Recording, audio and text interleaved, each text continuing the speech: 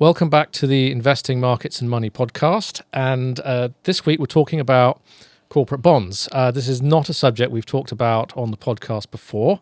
And to discuss it with us, we have Rezaah Ahmad joining us from WiseAlpha. Welcome to the podcast, Rezaah. Great to be here, Stuart. So corporate bonds, a lot of people listening to this podcast will probably not be that familiar with it. You guys obviously know the market really well at WiseAlpha. Yep. To kick off, can you just give us a quick introduction to WiseAlpha yourselves, what you do as a company?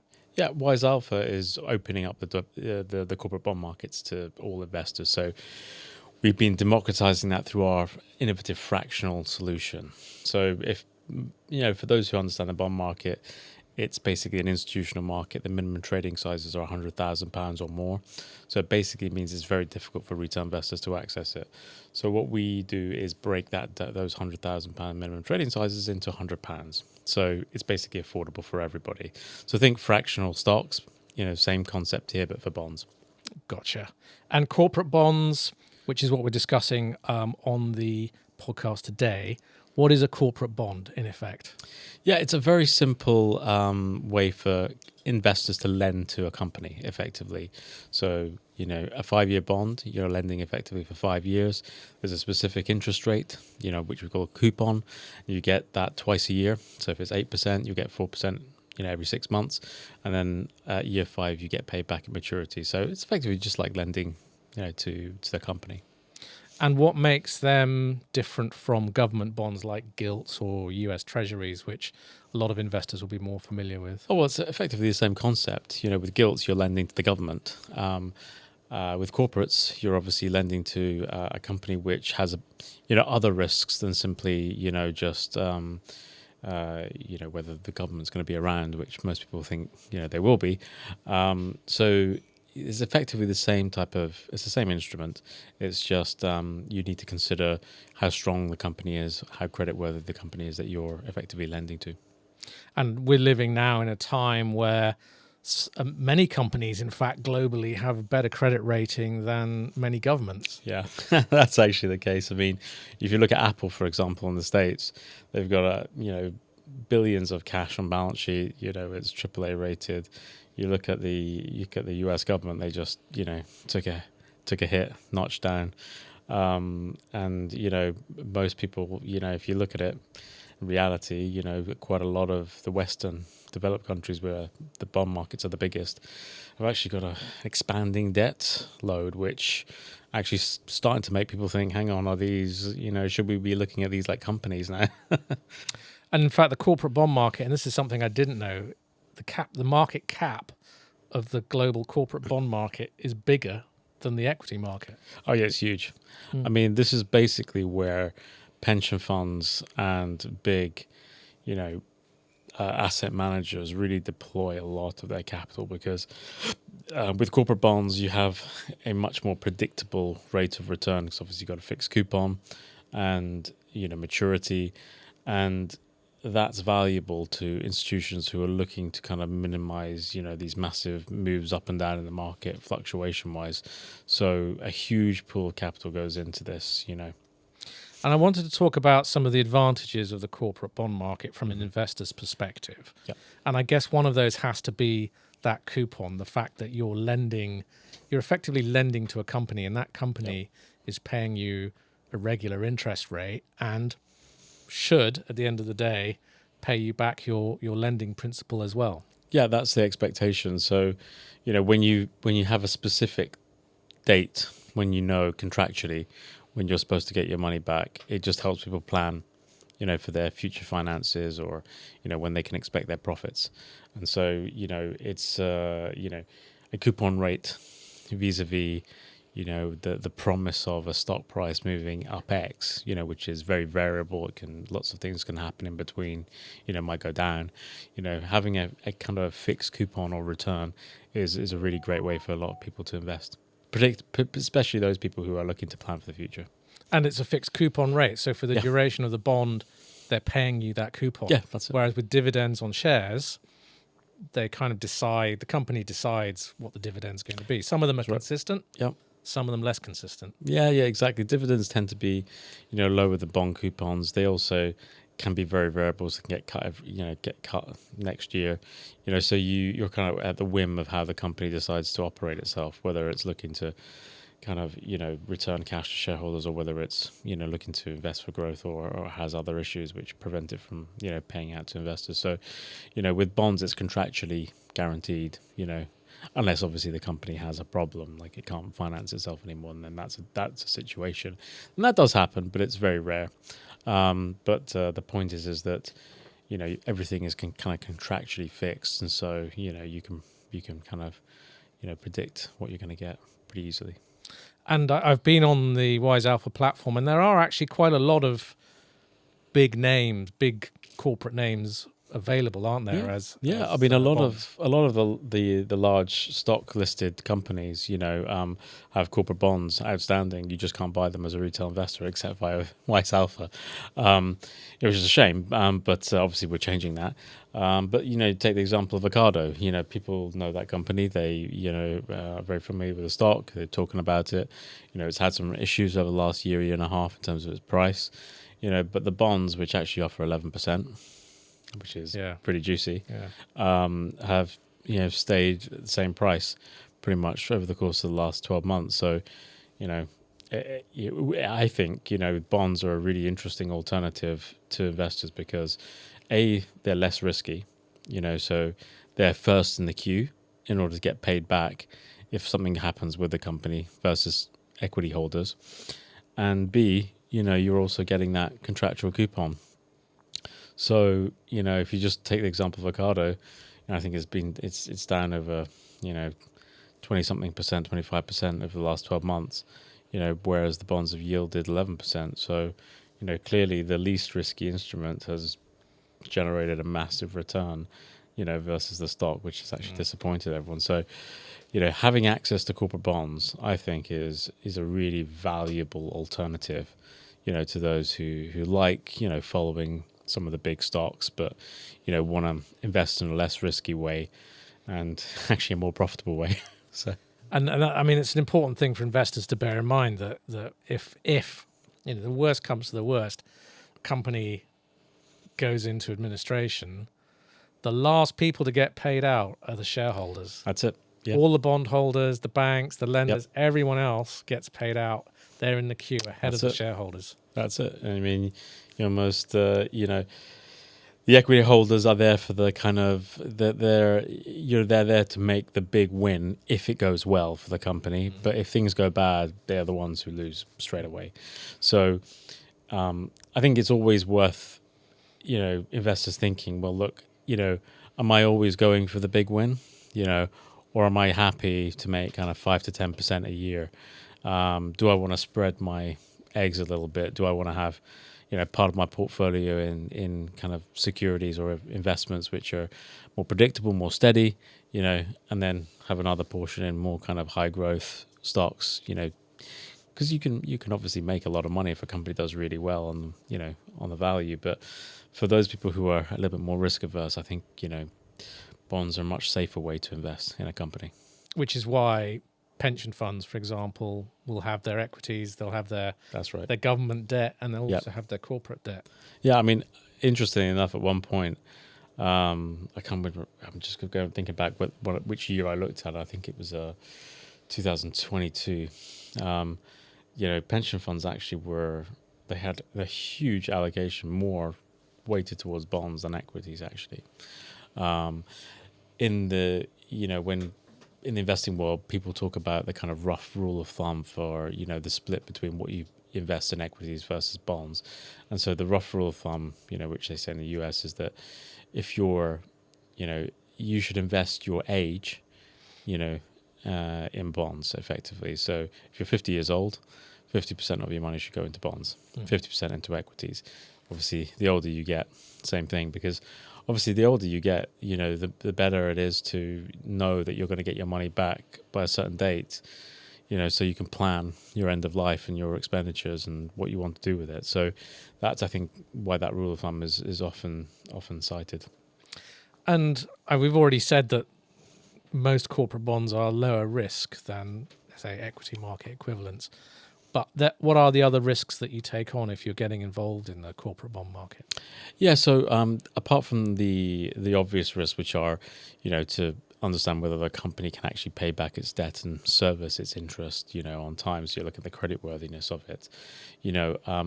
The other major risk, which is more focused on price, how the bond moves in price, because bonds do move in price like stocks. They just move less so. But the biggest risk is inflation. And changes in, the corresponding changes in central bank rates. So what I mean by that is that, if, for example, if you look at what happened, post 22 after, the last time the markets got a little bit of a fright from what the Chancellor was doing back in October 2022. Yeah, I remember it well. Yeah, exactly. That plus the inflationary moves over the course of the next year, caused central bank rates or the Bank of England rate to move up quite considerably into the fours. And we're kind of trying to come back down now, but it's slow. But there was a move up all the way from the twos to the fours, and that big move actually meant that what we call the risk-free rate, or bank savings rates, or the central bank rate, that's the risk-free rate. Because it's much higher, the return that investors need to invest in corporate bonds had to go up considerably in order to compensate for that. And so what that means practically is that the whole bond market has to fall in price in order to deliver that extra return, in order to kind of make it comparable with the new higher risk-free rate or the Bank of England rate. And so, inflation, higher interest rates can affect bond returns because the price will fall in order to compensate. And if you're investing in, let's say, UK corporate bonds, should you be paying more attention to the Bank of England rate? And if it's a US company, for example, I guess you're paying more attention to the Fed rate. Well, I mean, I think you should effectively look at the currency that and the country that of the bonds, origin of the bonds that you're investing in. Absolutely, I think these things tend to move. The way that the developed bond markets, the countries work, is that they tend to move similarly in the same direction. The UK and the US actually tend to be pretty aligned in magnitudes of moves. Actually, historical reasons. But Europe, has a slightly different, structure. So, but it still directionally moves in the same way. So you should absolutely, think about currency and, which is the biggest central bank, within, who's issuing in that currency, as a way to kind of see how things work. Yeah. And the other thing people should be aware of, and it's something when I first started writing about bonds when I was at the FT, it kind of blew my mind, was this relationship between bond prices and bond yields. Yes. And when people talk about yields going up, yep, what you're not realizing is that's actually the price of the bonds going down. That's right, yes. And the yield is a measure of how much money you're making from the coupon versus where the price of the bond is. That's right, yeah, exactly. So maybe we should just do a quick example. So let's just say that you've got a 30-year government bond, which is giving you 1% per annum. And when interest rates were zero, people were buying that and it was at par. So when we say par, I mean 100, so face value. Yeah. Suddenly, interest rates rise by 1%. So suddenly now the Bank of England rate is offering the same return as the bond. All things equal, I mean, it's not quite exactly this relationship, but all things equal, that would mean that there's less less spread between a slightly risky security versus the Bank of England rate.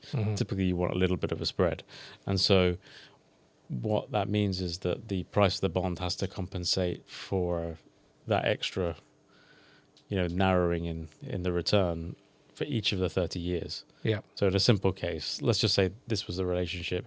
You're suddenly now the difference between the risk-free rate and the gilt is now gone from it's gone from 1 to 0. All things being equal, I know this is not the perfect analogy, but for every year, the price has to drop by one point. So it would be a 30-point drop. So interest rates can actually create a big change. Now, I mean, there's other factors which obviously affect things, but if you were just thinking about it, not looking at anything else, and that was the relationship, that's what would happen. Yeah. So, you can have big swings, even with a 1% change in interest rates. And also, if you're seeing a bond with a big yield, you Yes. might think, wow, that's fantastic. Yeah. But you are taking on more risk. The yield almost like reflects the fact that the market feels that loan in particular is riskier than something that's got a yield of, say, 3%. Yeah. So I think that's exactly how the way you want to look at, when you initially scan bonds. So the bonds which are yielding 11, 12%, there's obviously higher risk with that, versus a bond which is offering 3 to 4%. And the way that people just try to assess that very quickly is they just look at what are the rating agencies, rate these bonds at. From AAA down to triple B is what they call the investment grade zone. So if you see your ratings, from that, band upwards, then it's, what they consider kind of like safer companies. Mm-hmm. And so those yields or returns, coupons will be lower. If it is in the band from, say, double B, so which is not one below the treble B, and all the way down to the C's, before it gets to default, which is D, those are what we call high yield, and that is the riskier segment of the bond market. But obviously within that, there can be quite a vast magnitude in the type of return that you receive. And actually, even though we call it high yield and it's riskier and things like that, it's still less risky than stocks on average. So that's why there's a nice sweet spot, we think, where, kind of lower risk, high yield, especially if you're secure on the assets of the company and there's real assets, tangible assets in the company. Sometimes you can generate, nice returns of 8, 9, 10%, without, the same level of risk, that you're taking in equities.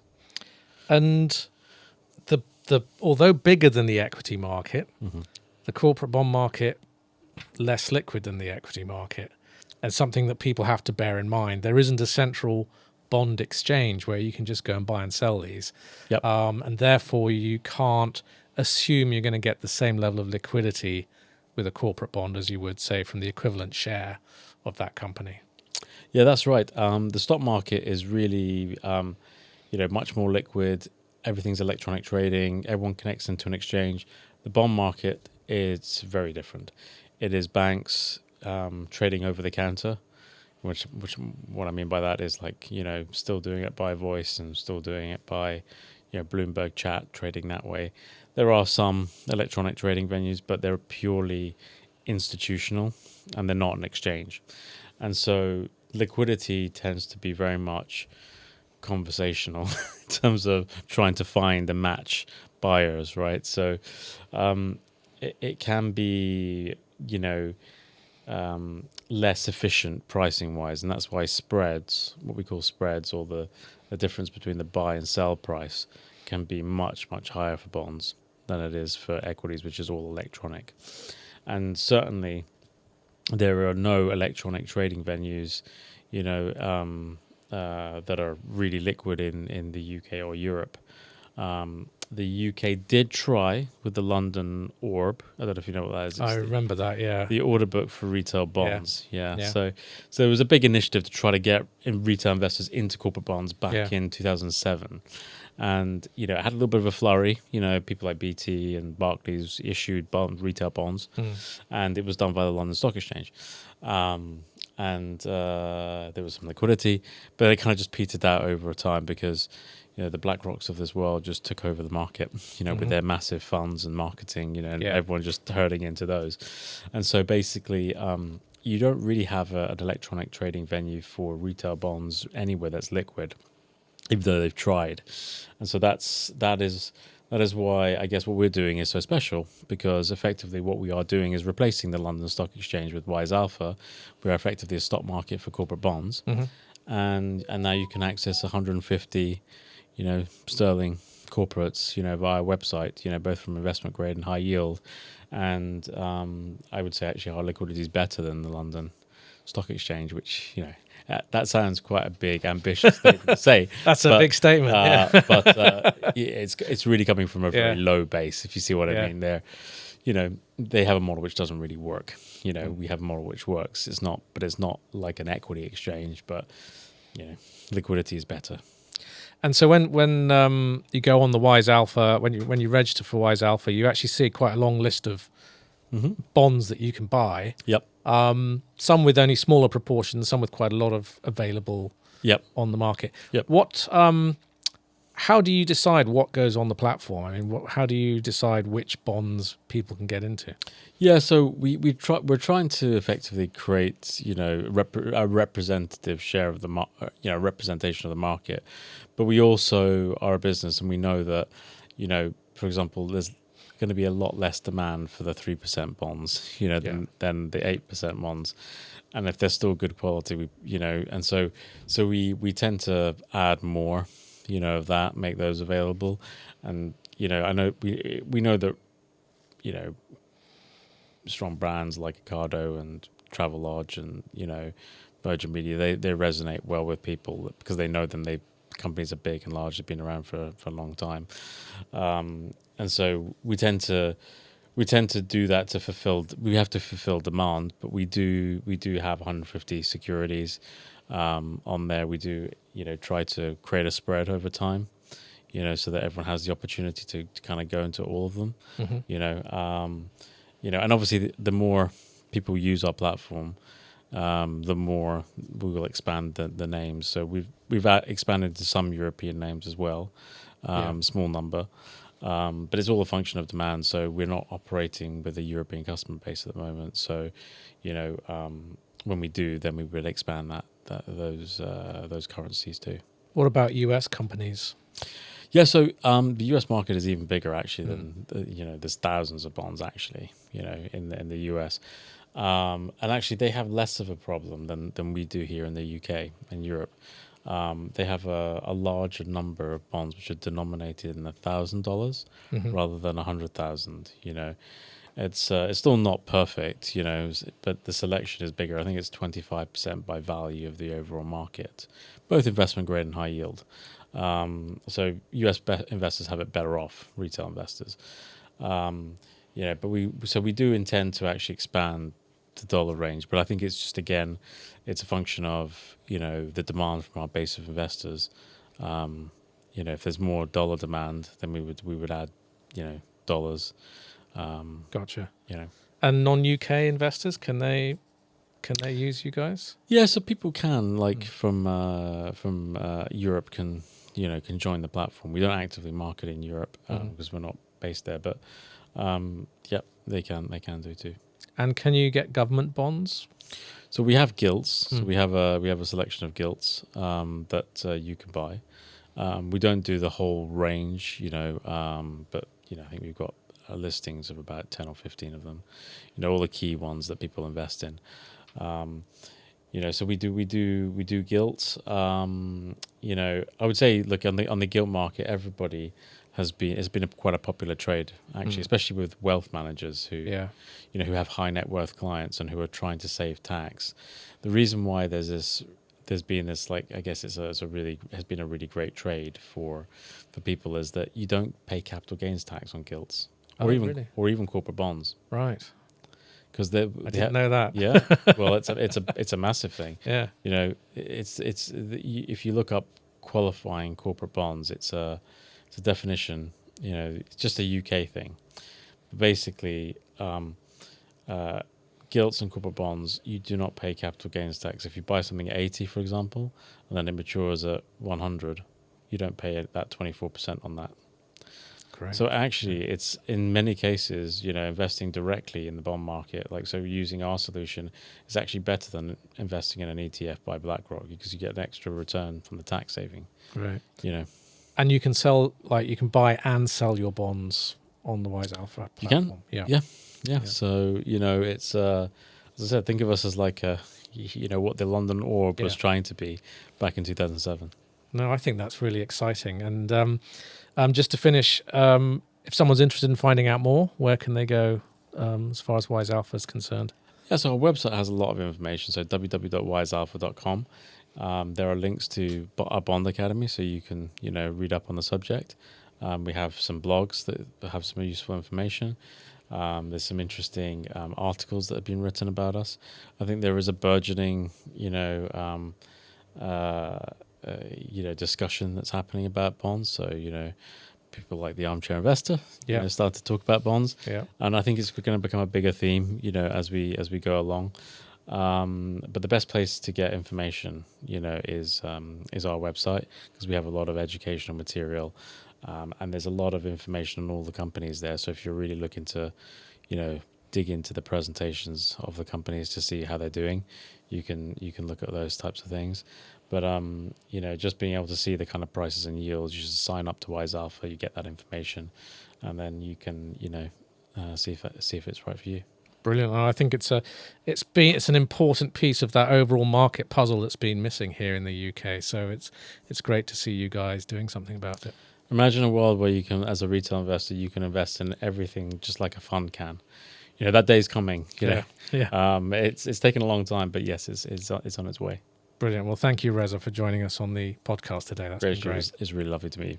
Brilliant. Thank you.